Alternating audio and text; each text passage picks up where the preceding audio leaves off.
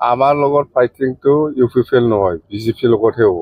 BJP বিৰাট strong হৈ গ'ল, দেখা নাই ভিতৰে UPPL নাই। কংগ্ৰেছ জিৰ' হ'ব নেকি? কংগ্ৰেছ জিৰ'টো হ'ব না, ক'ত বা স্কোপ ল'ব ইহঁতে। বিজেপি চিট বেছি পাব নে BPF পাব?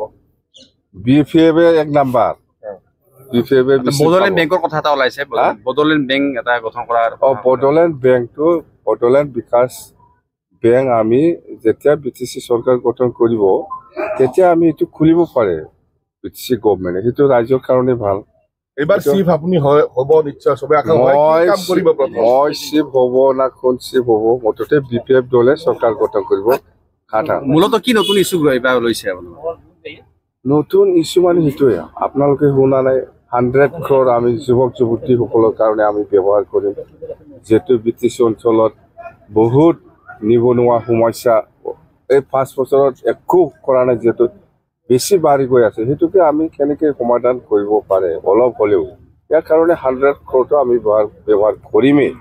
আৰু ইয়াৰ পিছত আমাৰ মাটিৰ পাট্টা দিয়া কথা আছে, সেইবিলাক আমাৰ BTCত ডাঙৰ সমস্যা হৈ আছে, সেইটো BPF কৰিব।